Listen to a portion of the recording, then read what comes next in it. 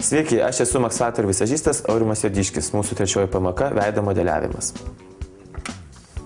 Kai jau veido odą padengiame makiažo pagrindu, nepamirškit jo šiek tiek subtiliai pamodeliuoti. Kiekvienas žmogus yra unikalus ir kiekvienas žmogus veido formos yra skirtingos.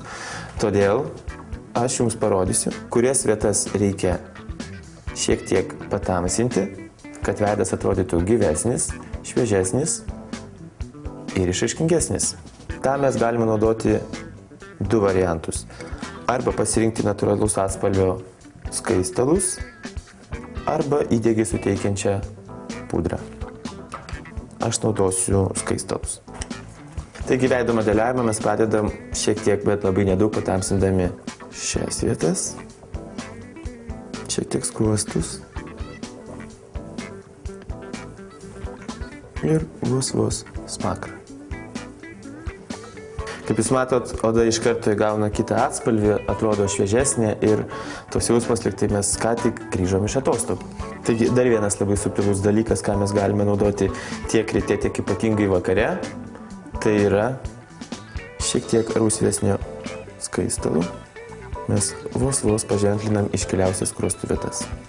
Toks dalykas ypač labai geras darbo dienos gale, jeigu reikia kažkur tai eiti, o makiažas darytas ryte, mes tiesiog keliais brūkštelimais galim atšviežinti veidą. Bet jeigu mes kažkurias veido vietas tamsinam, nepamirškim kitų vietų šiek tiek pašviesinti. Aš naudoju kūno spalvos, neutralų, bet ne baltą šešėlį, kuris savy turi vos lengvą blizgesį. Taigi mes šviesinam šitą zoną, virš skaistalų, kaktos vidurį, vietą aplink smakrą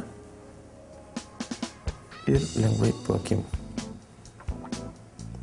Šešėlis gali būti ir visiškai matinis. O jeigu vakare jūs norit savo makiažui suteikti šviežumo efekto, tai galite naudoti ir panašų kūno spalvos šešėlį, tik tai su šiek tiek daugiau perlamutro. Nepamirštam akių ir pamodeliuojam, atsimerkim. Su šviesiu šešėlį mes lengvai užtepam ir visą voką.